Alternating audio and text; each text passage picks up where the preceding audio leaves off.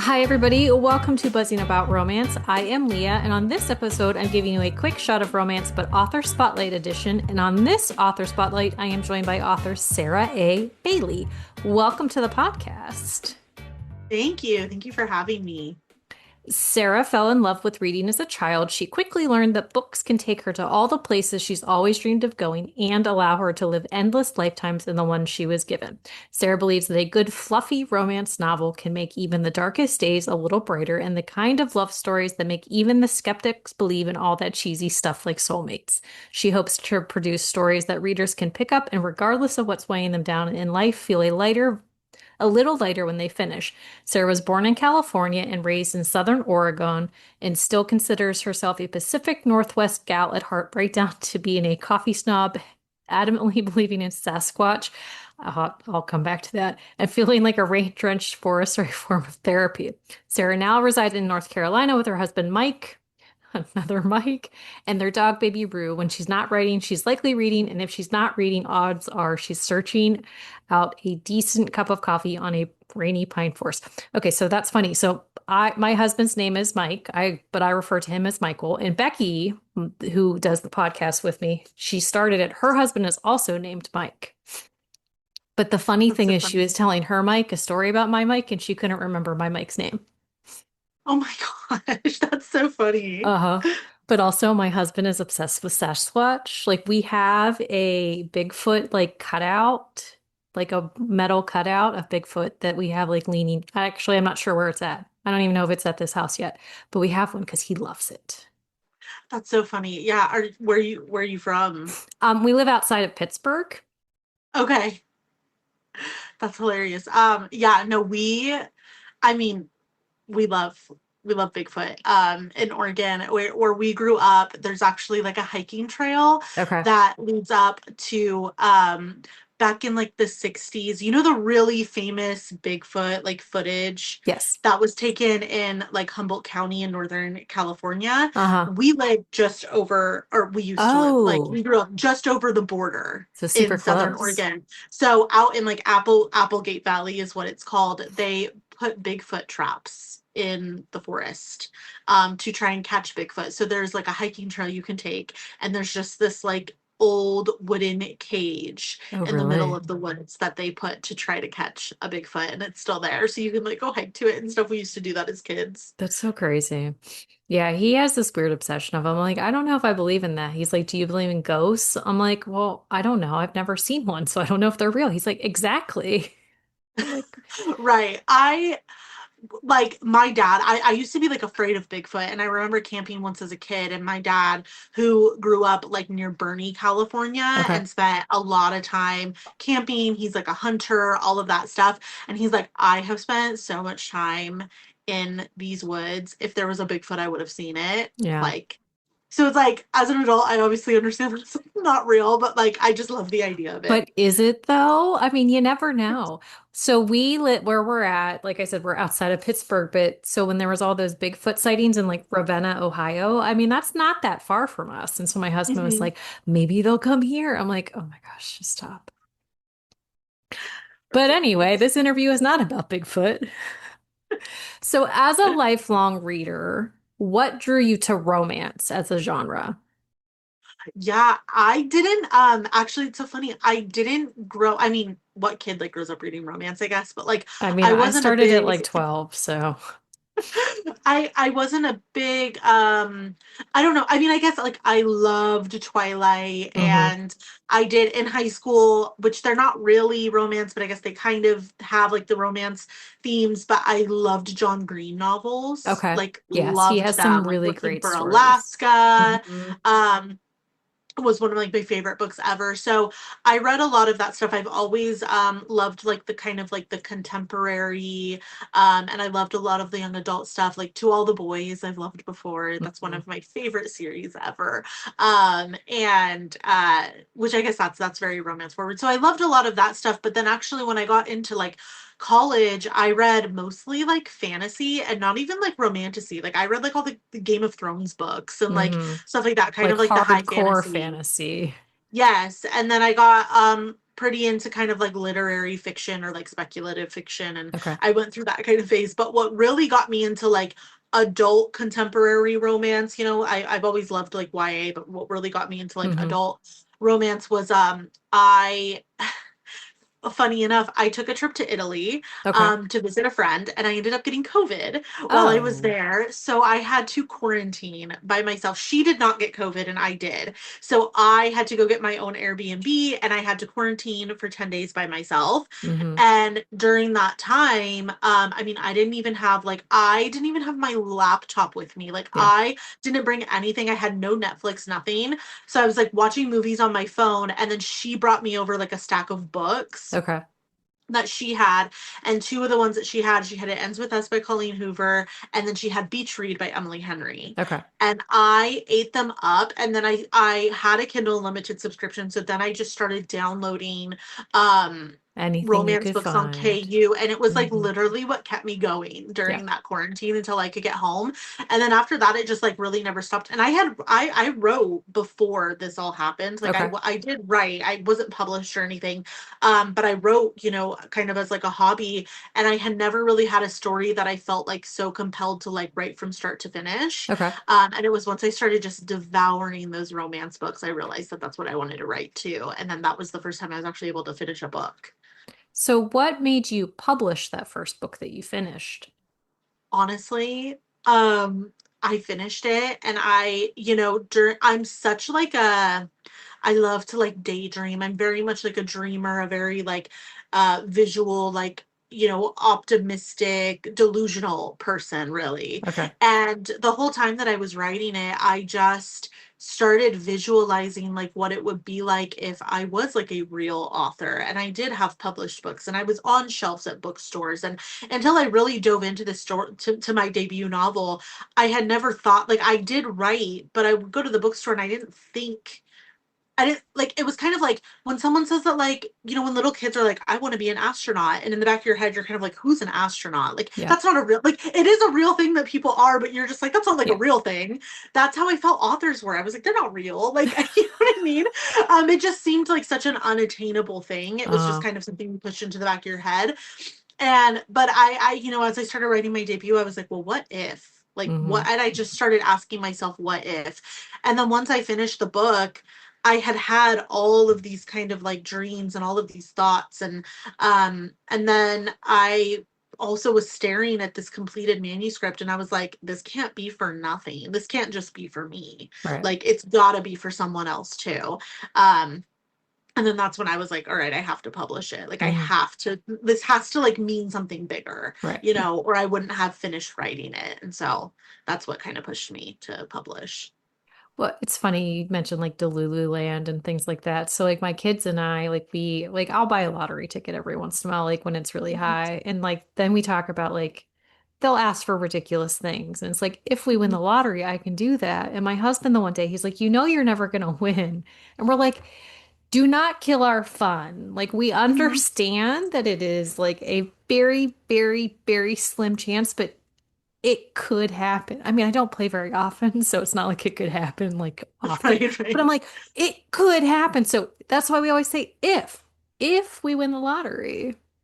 So, Yeah, exactly. Like, and then it was, my husband, I was so passionate about it, and he really like started deep diving, and he was like reading all these blogs and all of these articles and doing all this research on like how to mhm. self-publish and how to Yeah, publish a book and how to find an agent. And he was like, you can do this. yeah. Like, you can do this. It's not impossible. And he really kind of like spoke it into this like existence and this Hmm. like attainable, achievable thing. And he was the one that was like, no, like, we can do this, we can figure this out. And he really helped me kind of just figuring out, like, because I used to sit there and I would be like, okay, I have a Word document, but how do you get it to be like a book size, and how Yeah. do you get it bound? Like, I didn't understand how any of that worked, and I wasn't on social media. I didn't have a bookstagram. I Uh-huh. wasn't a bookstagrammer. I didn't have TikTok. I didn't do anything like that. So like, I was not even seeing what other authors were doing or what that process looked like. I didn't know anything. And he did a whole bunch of research and helped me figure it out. That's amazing that you have that support system though, because there many authors have that and they're fortunate, but there are a lot of authors out there that they don't have that and they're a one Yeah. person machine. And honestly, publishing a book, self-publishing at that is like you are a machine and there are so many Hmm. cogs and pieces that people are not aware of like going Hmm. into it. Like and just you're right, just taking that Word document and formatting into a book itself. Like that takes some time and effort and if you don't know what you're doing, I mean, it's rough sometimes. It is Yeah. a wild world. Yeah. Yeah. So when you are writing your stories, do you plot them out and have a plan going through it, or are you a pantser and just kind of fly by the seat of your pants, so to speak, and just let the characters speak to you? I've done both. When I was independently published and self-published, I definitely was more of a pantser because Okay. I would give myself like I would not allow myself to publish more than 2 books in a year, and I would not allow myself to set a release date until I had a manuscript finished. I think that's a So I would wonderful plan. it gave me a lot of leniency to let the story come to me Hmm. and let the characters come to me and kind of form themselves, and I could write as slow as I wanted to. Now that I'm traditionally published, my deadlines and my release dates are determined years ahead of time. Yeah, So I don't have that freedom really right. anymore. Well, and you have to And turn it so in like so much more in advance than your actual much farther publish in advance, date. and you have to like pitch to get the book deal. So it's Yeah, like for Celestia Cove, the series I'm working on now, I had to write out the synopsis for not just Tattered Tides, but for all 4 books in the right. series before I got the deal. So I already kind of had to know at least like A what thought. direction the book was Yes. going in, who the characters were, the overarching plot, and I had to get all of that in. And so I actually worked on that like over a year ago. Hmm. And then, so now that I have that, I do an outline for every book and I do outline by chapter. Okay.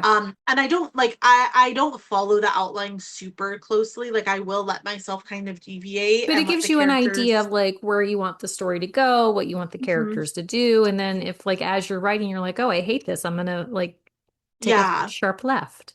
Yeah, and it keeps me on track too because um I do have deadlines that I have to stay on top of Hmm. and that kind of thing. So it just kind of helps me keep like the direction that I'm moving in. And if I do decide to deviate like in a major way, I redo the whole outline from that point. Whatever point I'm Okay. like, all right, I'm changing this. I then change the whole outline because I have to be able to like keep in the right direction. Hmm. It's just what keeps me on track. I tell every author that I do these interviews with, I love these so much because every single author, like the finished product is the same. Like it is a finished book that is published, but point A to Mhm. point B is so different for everybody. Mhm. And I love it. Yeah, and it's different for every book too. Like the second book I ever wrote kind of came to me in like a fever dream. I Okay. had like a week off over the holidays, from my corporate job, and I was off work for like a week, Hmm. and I didn't have anything going on, and that one came to me in like a fever dream, and I wrote the whole first draft in about 6 days, Okay. and it was like 60,000 words. I was writing like 10,000 words a day But for an when those entire words come week. to you, you have to get them out. Right. And so that book just like was there and just like existed. And then I tabled it for like almost a year because I didn't release it until the next holiday season. So Hmm. it sat for probably 8 or 9 months. I went back to it. I added about 20,000 words Okay. and then I published it. So, and that was one that just like really like just came to me like fully like it was just there and I Uh-huh. had to write it out. But I've not had that, unfortunately, not had that experience since. I've never written something so quickly since then. But yeah, so every book is different. I mean, like some books come to me and they're very clear, the plot is very clear, and I really don't deviate from my outline at all. And then I Hmm. have other ones where I like literally throw the whole outline out and start over. Yeah. So it just, yeah, every book is different for me too. So do you have any like ways that you get set up to write? Like you said you have a corporate job, so naturally you're writing around your day job. Like do you have any like things that like you set up like that get you in writer mode? Like I did an interview with an author. can't think of who it is off the top of my head because I have done a lot of these, but she likes to put on a tiara. Like when she's Oh, writing, and she like, but when that goes on her head, it like flips the switch and she's in writer mhm. mode. Like I haven't, there was another one who like she like lights incense and like things like that. And it's like certain Mhm. smells are Mhm. really what get her focused. That smell is a big thing for me. I actually I don't have my corporate job anymore. I do write full time Okay. now. So it does look a little bit different.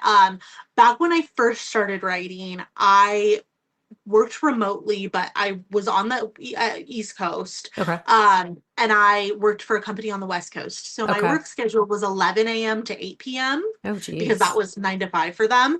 But Right. it worked out great because I would wake up. I've always been an early riser. Like no matter what time I go to bed, I cannot sleep past 7 o'clock. Like I just can't. I could go to bed at 2 a.m. I'm still gonna wake up at 7. Um, and so I would wake up in the morning and I would do my like morning routine and then I Hmm. would sit down at my computer at like 8 a.m. and I would write for 3 hours and Okay. then I would work.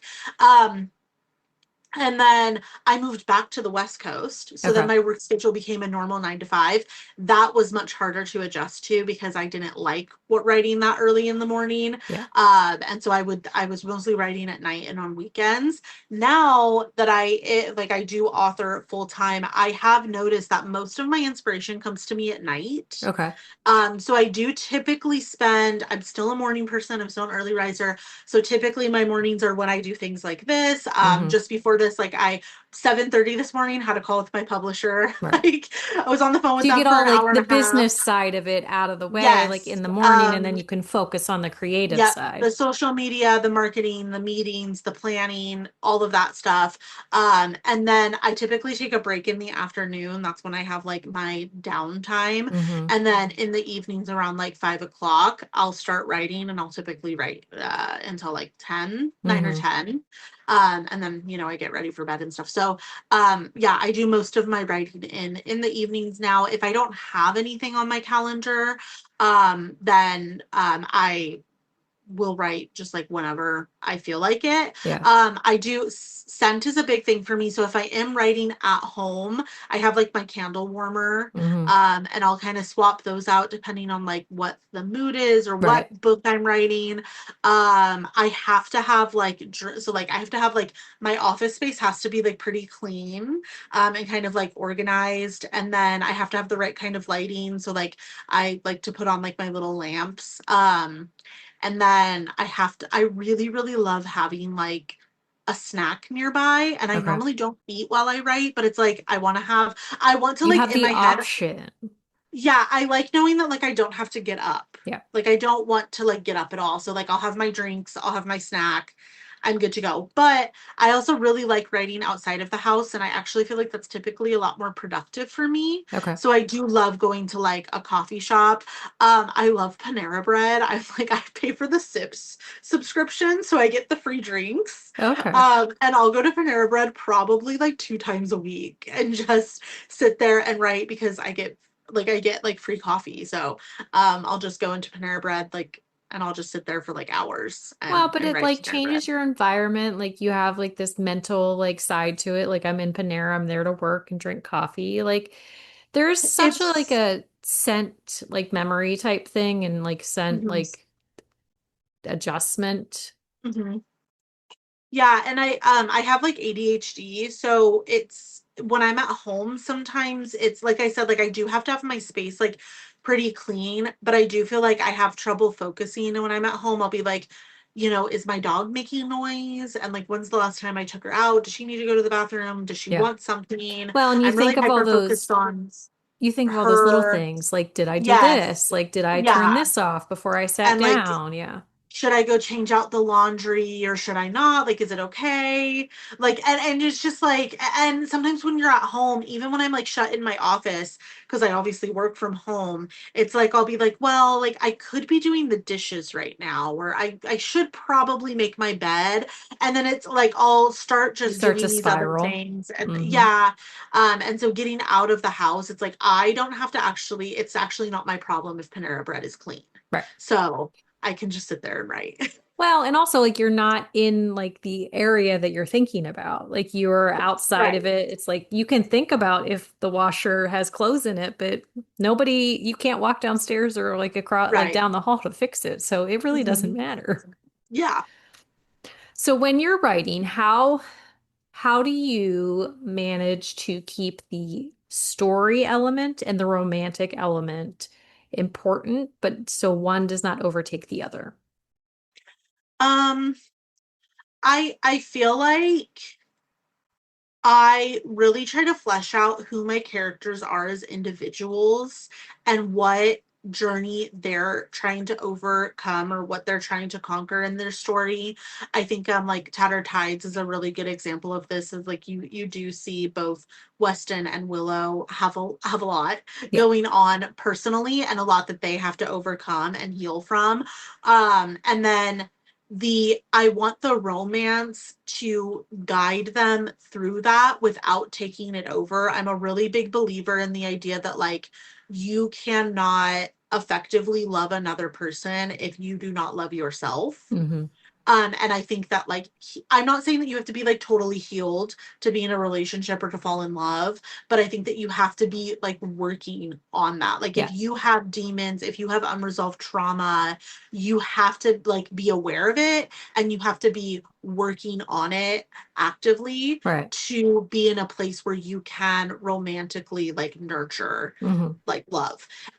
And so I go into every book with that mindset. And so I'm like, what is it that they have to overcome to be able to effectively nurture the relationship that they're going to inevitably end up having?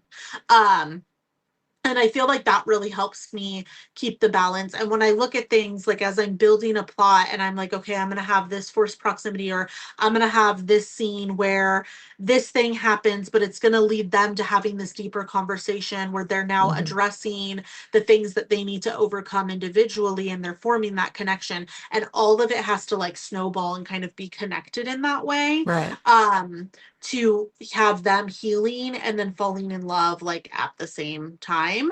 So I just try to keep that like I do try to really flesh out who they are as individuals first. I Hmm. need to know like what is their backstory, what is it that they're what is their personal journey that's beyond just the romance, and Hmm. how is the romance going to push them into becoming the best version of themselves. So let's talk Tattered Ties. It came out May 5th, 2026. So it is a new release. It is the Mhm. second generation of this world that you created. Yes. And it's the story of Weston and Willow, like you said. And now these two, like Weston has some past traumas that he is continuing to work with and work around and heal from. Because, I mean, trauma in itself, like you never, it's always there. It's always your Mhm. past. It is like how you treat it in the future type of thing. And Willow, like her trauma it's new, but no less. Like really, there's nothing more to say that. And but it's very interesting the way that you treated it, which I'm not going to tell you what that one is, but I thought it was very brave of you to make that decision. Yeah. I was I knew I knew going into it that it was going to be something that was going to be controversial to some people and Yeah. ultimately to like turn off some people. But the thing is, I just think it's like it's so important. It's Hmm. so much more common than Yes. we think or than we are willing to acknowledge, honestly. Hmm. And I just think that it needs a voice. Like it just really does. And it needs a voice in a way that's like it was impactful to the story because it's impactful to Willow, Yeah. but not in the way that it's like this jarring plot twist, shocking, oh my God. Like, Hmm. I didn't want to do it that way because it is common and it is something that just like needs to be given a voice without being this like scarlet letter, like, oh my Right. God, like kind of thing. Well, Um, and I think the way that you presented the trauma, presented what happened, presented the decision, like it makes sense. And it's like it's a very personal decision. And I have a hard time when people make that decision for other people. mhm. Um, but it's one of those things where like there was support, there was care, there was thought. Like it wasn't like this decision was made without any, I'm trying to think of the word that I want. She made the decision, but based it on like how it would affect the people around her, how she personally would feel if she went a different direction. And for her, like the way in which the thing happened, which it sounds so vague when I'm saying this, but you guys, like, I can't tell you what it is. But it's one of those things where, like, would her trauma have been worse if she didn't make the decision that she did? Right. Yeah, and I think a lot of like the way that I kind of decided to go about it came from the first generation, the Okay. Pacific Shore series. In a much like lighter note, I really started thinking about the second book in Pacific Shores, Book and Wildflower, which is about Everett and Dahlia, Okay. who, are Willow's like aunt and uncle. Hmm. Everett's bisexual, and when I decided like I didn't decide that. He decided, well, he didn't decide that. He just is. Okay. But when I realized that he Yes. was bisexual, I wanted to kind of craft it in a way where it's just like, this is just him Right. and nobody's giving him shit about it Yeah. and everybody in his life has accepted it. And I understand that that's not as like shocking or dramatic maybe, but I really wanted to craft a family and an environment because there's so many of us in real life who are bisexual and have never come out to our parents Right. or have, and it really strained the relationship or have been shamed for that or have been minimized for it. Being a bisexual woman married to a man is like, you're just like people do, you're an attention seeker, you're faking it, you're lying, like whatever. Um, it's so minimized, and I just wanted readers to be able to have if they hold that identity, I wanted them to have a place to go where like the acceptance of it was never going to be questioned Right. and they could feel safe with the family just like the character was. So then when Willow's story came to me, I said I wanted that exact same thing. Hmm. She's not going to be afraid to tell her parents. Right. Nobody is going to shame her, and nobody in her family Yeah. is going to shame her. They're going to be unconditionally supportive. She's not going to hide it from anyone. It's not going to be this like controversial elephant in the room secretive thing. She Right. gets to just be honest and just be safe. And I get that that's maybe not realistic for a But lot I of think, people, but that's kind of the point. I want them to feel safe here. While still it's very real, it's very raw. Her feelings around it, I think, are super common. And I think hmm I wanted to show that even when you have every single support system, you're still allowed to feel scared, yeah. to feel bad, to feel sad, to grieve. Like Yeah. you're allowed to have all of those feelings. And then even when you have the people in your life that are uplifting you. And I just wanted readers who have been through something similar because a lot of us have. Hmm. I wanted them to be able to feel safe there because there's a good chance that they haven't felt safe in real life Well, safe and or they even deserve to feel safe seen. here. Right, that too. Or even and that's when I chose to represent her trauma exactly what happens to her exactly the way it does Hmm. is because I do feel like a lot of us have a similar story or have gone through like a similar thing and it gets minimized because there's always that element of like, well, it could have been worse Yeah. or it's worse for other people or at least this thing didn't Yeah. happen or whatever. And I didn't want to minimize that. I didn't need it to be the most horrible, gruesome, shocking thing in the whole world because that doesn't minimize the the way that she feels about what Hmm. happened to her or the decisions that she makes because of it or the way that she goes about healing. So that it was all very, very intentional.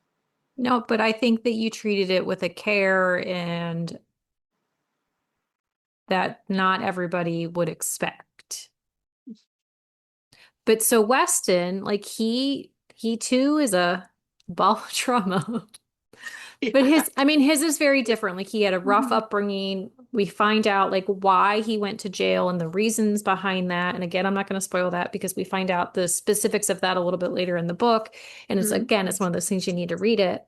But it's one of those items where it's like you don't blame him at all, like when you find Mhm. out what happened and like you learn more about his upbringing and the reason he has these aversions to touch and the reasons he has a hard time really.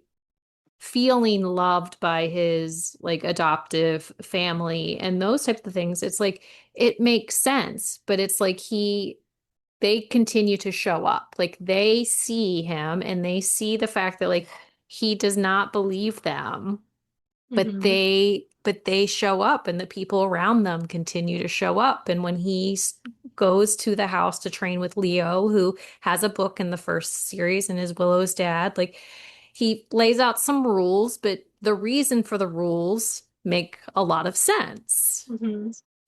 But Weston, like as like his journey goes, like he like slowly recognizes it's the little things that all of these people in his world do, like that is how they care. Hmm. And he finally Yeah. like he learns to accept that. Yeah.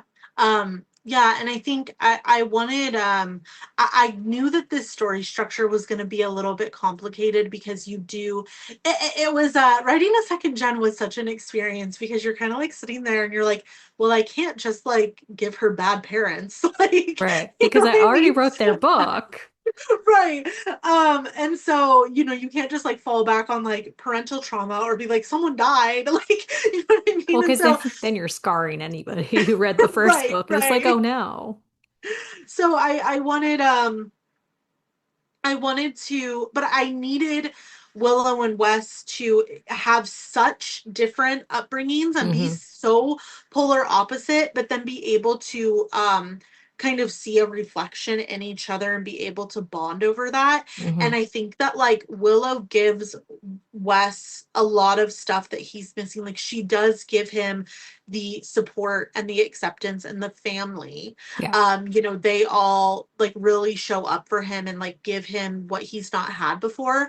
And I think he does that for her too. I think that he gives her a lot of space, Hmm. and he gives her a lot of patience and he gives her a lot of reassurances and a lot of that like kind of like unconditional acceptance. And I Hmm. think that's what they both have, a lot of understanding and patience and empathy for one another, Yeah. even though they're so different. And I think that's how I knew that they were going to be like such a good pairing. Well, and one thing I really like about their journey is Willow gives him little bits of like what's going on. Like she doesn't open up completely until she has to. And it's one of those Mhm. things where he doesn't need everything. Like he Mhm. wants her to come around and give him more, but when she is ready. And I think that is Mhm. one of my favorite things about this. And like same way, like like Willow knows little pieces, but she at one point in the book, she even says like she never looked up like what happened. Like she could have Yeah. like, searched it, she could have done all that. She's like, but I didn't want to do that. Like I wanted to hear it from you, from the source and experience it like with him as he was telling Mhm. her. And I thought like that choice was fantastic because you don't always have that. Like you sometimes, and it's not that it's a wrong decision, but sometimes you have the hero, the heroine that push. And like there are some characters they need that push. They need Mhm. that like intensity. And but I think with these two, like the push would have been very like catastrophic for both of them. Yeah.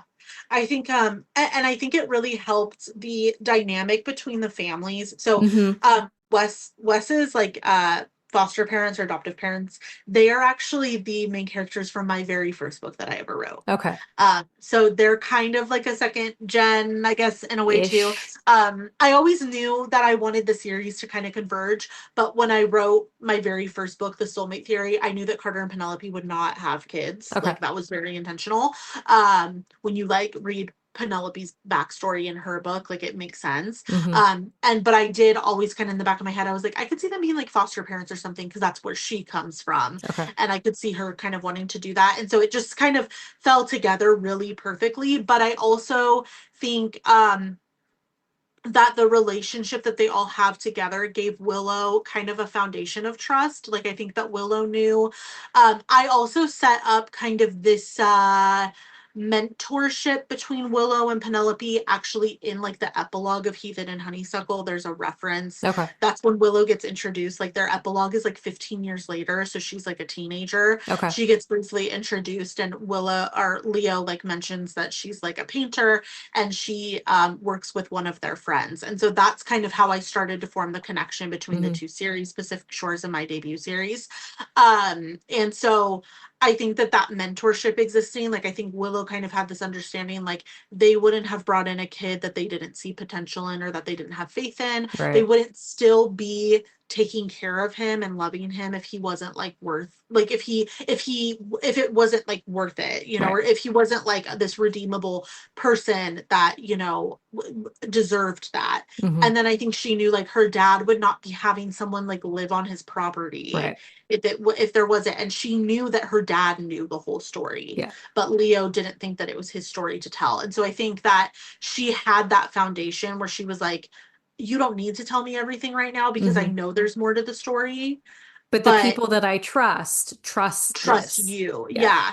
And I think that for Weston, because his story is so complicated and on the surface it looks so bad, Yeah. when you don't know the nuances and don't know the history, I think for him that just naturally is going to give him a level of empathy that when Willow's like, I can't share everything right now, he's going to just inherently understand that because he knows what it's like to have so much more like brewing beneath the surface Hmm. that you feel like you can't share or can't explain. Right. There's so like he understands more than anyone that there are nuances Hmm. to someone's past, and that sometimes just like a blanket of information is not going to tell the story or like is not going to help you understand Hmm. someone. And I think he also knew that Willow's experience and her trauma was very fresh, Yeah. and she was still trying to process it to where he's had like years Hmm.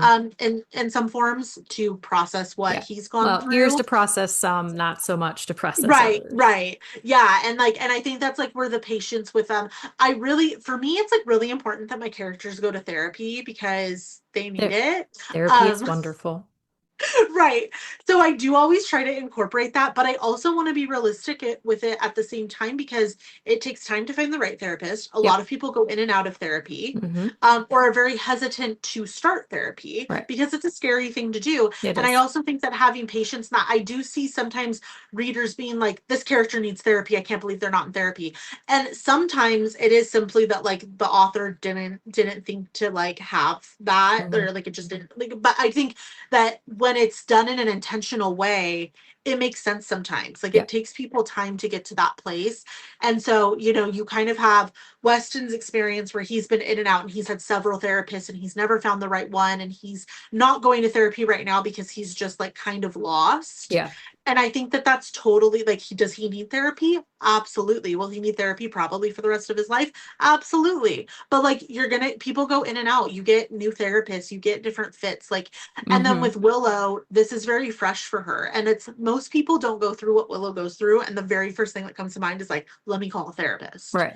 Like that's not that, it takes time. It takes Yeah. time to get there. So I wanted to really present that in a way. And I think that like their different experiences through that healing process, him kind of being in this place for a longer period of time and having been in and out of therapy and having tried these different things, and hers being so fresh because at the end of the day she did have like a pretty perfect childhood. She, Hmm.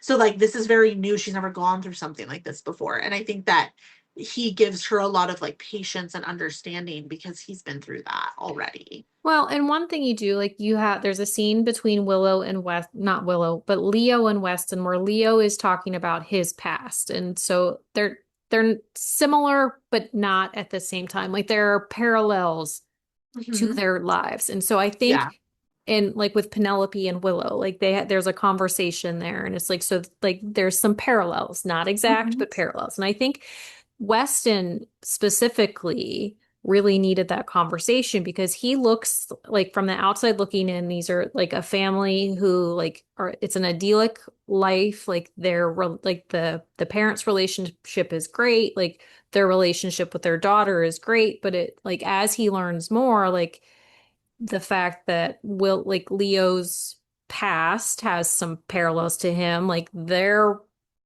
family relationship. There are some things in it, which the way I'm wording it is very complicated.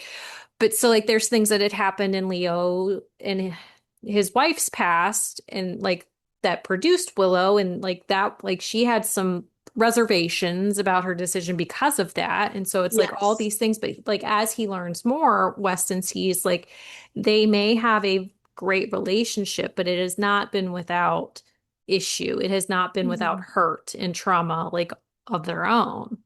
Mhm. Right. Yeah, exactly. And then I knew that Leo and Weston, it wasn't necessarily like intentional, but as I started building Wes's like backstory, I was like, oh, this sounds a lot like someone else I know. Hmm. And so I knew I wanted to like put that on page. And I think that like Weston idolizes him so much. At the beginning of the book, he Yeah. talks about how like when he was a kid, he had posters of Leo on his wall and like stuff like that. I think this is such an idol to him. And then immediately, you know, kind of getting shut down as soon as he arrives and getting Hmm. that like, you know, stay away from my daughter kind of thing. I think like Weston internalized that as like, oh, like yeah, no, I'm not good enough for her. I would never be good enough Well, for and I her. think part of it is like how it happened too, because like Willow comes home unexpected. Leo is supposed to start coaching Weston for surfing, and like all of these, like her thing, like pops up. And so Leo, he's kind of She's having a frantic. bad day. He's having a Yeah, bad day. And so it's like Weston shows up at not the best time. And so it's right. like, and then he's like pawned off on another coach for the like Yep, for the surfing, which it's not that she's a bad coach, he just wasn't expecting it. And it's like,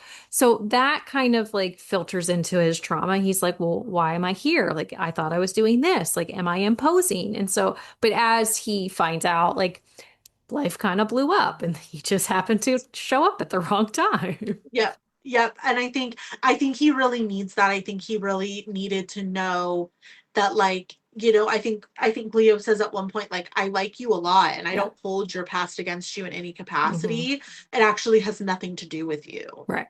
Um, and I think that like he really need, and then that kind of is what pushes him into that mindset of like, okay, well, I'm gonna go after her anyway because Hmm. like, you know, and he's like, I respect you, but actually, if she giving me a chance, I'm gonna take it, I fear, you know. Well, Um, and Weston talks about like how he feels like around her and how he hasn't had a lot of those feelings like really ever in the mhm, past and like on like touch is something that he has issues with but touching her like it kind of settles him and so like mhm, being out on the ocean like on a board like that is his like happy place his safe space but there's just something about her that creates almost that same feeling as him mhm, being like in the waves and yep. so I think that like parallel is really fun as well.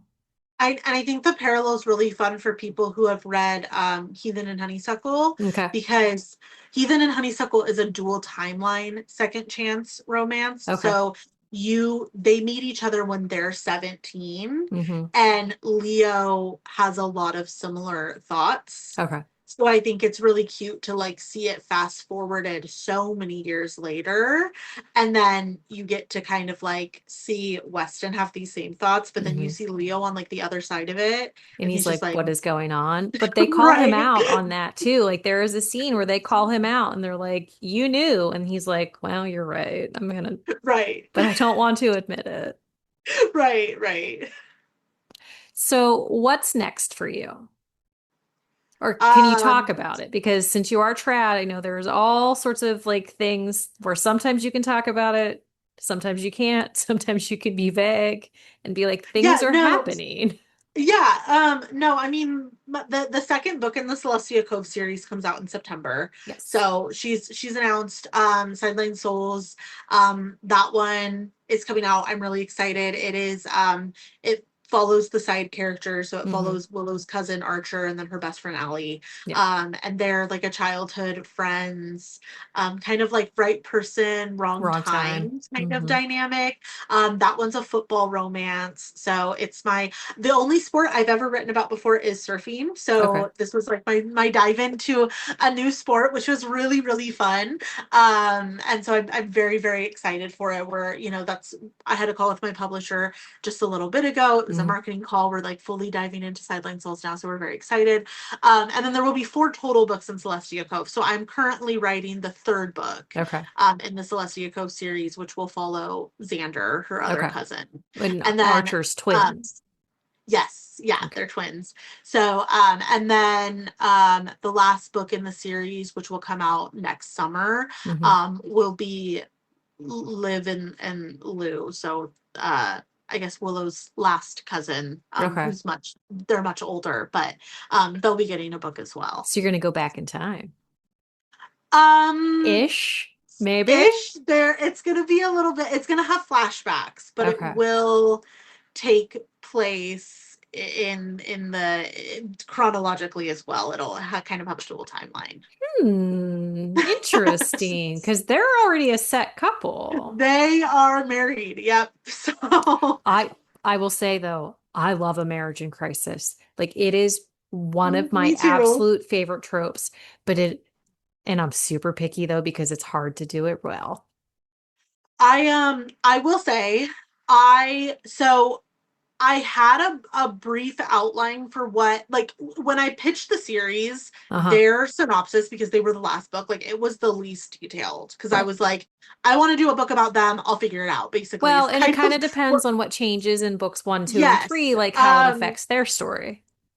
But I always had marriage in crisis in the back of my mind. It's one of my favorite tropes. Love it. Love And it I was so like, hard. I really, really want to tackle it. And again, it was kind of like one of those things where I was like, I'm gonna push it off for now because I know it's something I want to do, but I'm not there yet.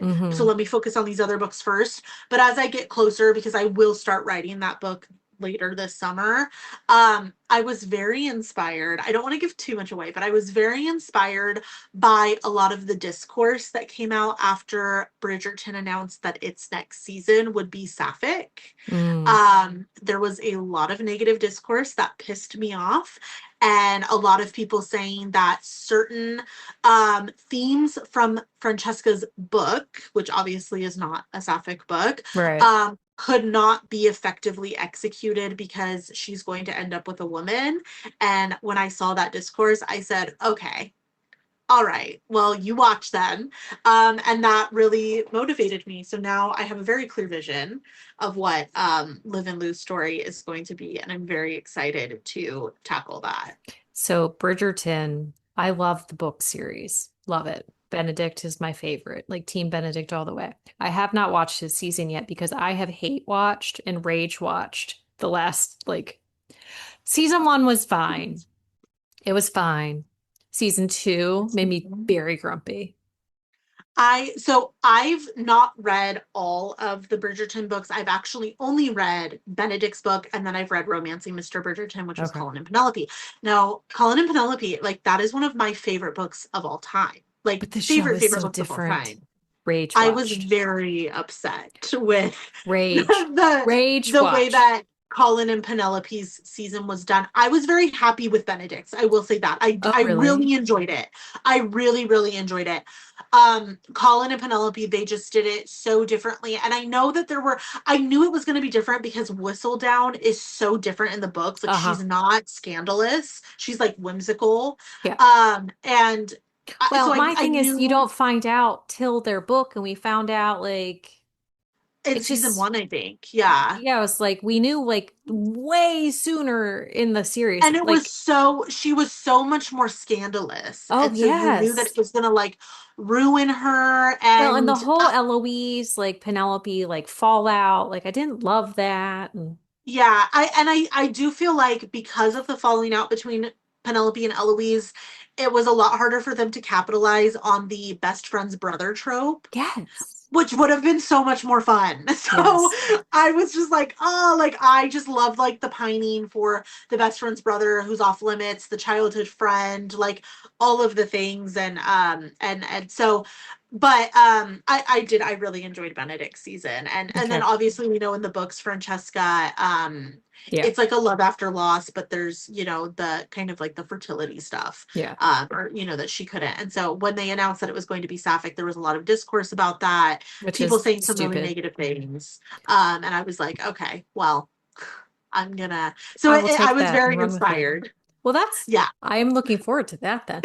But no, I mean, that whole discourse, like it just angered me. And it's also, I mean, I'm already angry about the seasons anyway. And that just made me madder because people are like, that's not how it goes. I'm like, have you read the books? Because none of it is how it goes. right, right. And I mean, we're They need seeing to that with make it based on the books by, not like, yeah, that and I think we're seeing the same thing happen right now with like off campus. It just came out and well, people are see, I like, "Oh have my not gosh, it's read so off different." campus. I have. In fact, I own a couple of the books, but I have not read them because you get the books and they just sit on your Kindle for years and yeah. years. Like I've Yeah, had yeah, it for yeah. like 4 years and it never been read. Um, I love them so much that Leo Graham is a namesake to Garrett Graham because Mm, Garrett Graham from The Deal was like my OG like book boyfriend. I yeah, loved him so much. I finished the series last night, the show. yeah, I thought it was great. A lot of the stuff that they adapted made sense, yeah. like to That's what I've been me. hearing. I mean, you have the I people who are annoyed about it, but it's like it's a, I always try to like explain to people it is so hard to adapt because mm, you cannot be in their head, I guess, unless you have voiceovers, which a lot of people don't like. So right. you cannot, it is so much more difficult to effectively showcase like longing, yearning, Yeah. pining, crushing. It's so much more Well, and difficult to not do everybody that. can do a Matthew McFadden hand like clench. So, Right, right. And so it's like you're not inside their head yeah. and you're relying on the actors to show that through actions, through Hmm. facial expressions, through which, and I think the actors in the show did a phenomenal job. I think that they were great. Yeah. I think that the way that they adapted it is great. I think the way they're changing up the timeline to be able to run the plots from multiple books Hmm. at once Well, that's the thing. makes Like, there's a sense. congruency to it that they've adapted. I mean, I know enough about the series, like that I understand it because I mean, being in the podcast, like we study that kind of stuff. But it's like if you Right. want it to be interesting, like, and that's the thing too. It's not that like if you watch any adaptation, there is not a single adaptation ever That's created that identical. is Yeah. it like exactly the same. Because you Mhm. figure even when they adapt like musicals into movies, like there are changes. And it's like that's a production where like you wouldn't have to change anything, but they do. Mhm. Like there's not a single adaptation that stays exactly like 1,000% what the original was like. It's like it is 2026, people. Just know adaptations have been around for many, many moons, and the Yeah. book is always better, people. The book is Yep. always The and better. like and it's not even like I was literally telling a friend that this morning. It's not even hate on the show or the quality of the show. I thought the show was so great and so fun, and I Right. hope that it opens up so many people into wanting to pick up sports Yeah. romances and read them because they love the show. But the book is always better because simply you can be inside. You know the characters 100 times better Yeah. because you are in their head with them, Hmm. and you cannot fully adapt that. So it's just never going to be exactly the same. Yeah. But I think it's so fun to watch. And I love that we are giving more space to like media kind of adapted and created mostly for women. Yeah. And I think that like we're, like uplifting romance in any capacity, I just think Hmm. is so wonderful.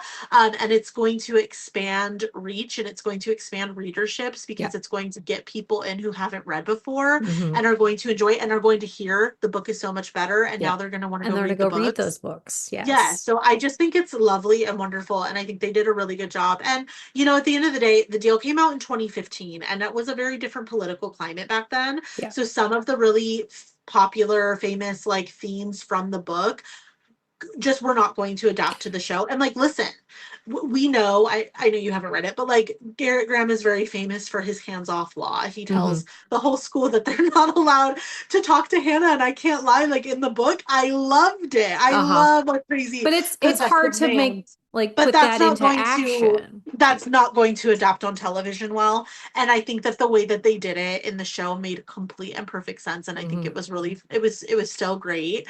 And I love knowing that that's kind of an aspect that gets to stay just the book. It gets to belong just to us who read the Hmm. book and kind of understand it on a different level. Because on the surface, it is kind of problematic. I can A understand little why they didn't bit. want to adapt it. I So mean, like. I honestly, I love a red flag and a hero in a romance book. Like my husband is like the greenest flag ever, cinnamon Mhm. roll of life. But like in my books, like they can be, I like a stalker. I like an asshole. I really Yes. enjoy a breeding kink where like there's very little consent in my books. Like, but Right. I would never, like, that is not something I would ever accept in my real life. Like, Right. I will read pretty much anything, but give me that in real life and we have some problems. Right. And I think I love a possessive like alpha male type of Yes. character, Like, do not touch but her. Like, have you read Neva Altai yet? She Mhm. does mafia, and there is one of her heroes who is very possessive over his heroine. And at one point, he tells people that he will scoop their eyeballs out if they look at him, look at her. He likes to scoop eyeballs, and so again, not okay in real life, but scoop away in my books. Right. And I think that when it comes to an adaptation, it is much closer to real life. You are Yeah. seeing real living, breathing So human there's some beings care and act caution that out has these to be. characters. So Yeah, there has to be a little bit of change. And I think it made perfect sense. I think the way they executed it was done really well. And I thought it was great. And I love knowing that there are aspects to the book that get to just stay part of in the the book and book. get to Yeah. stay close to us who have read and loved the books for years. Hmm. Well, thank you so much for joining me on this author spotlight. It has been a pleasure chatting with you. Yeah, thank you for having me. And until next time, happy reading, everybody. Find us on Instagram at Buzzing About Romance or on Twitter at Buzzing Romance. If you like the podcast, please leave a review. If you'd like to support us directly, join the Bookcase and Coffee Patreon and receive exclusive content only available to Patreon members. Check out bookcaseandcoffee.com for our on-the-shelf show notes.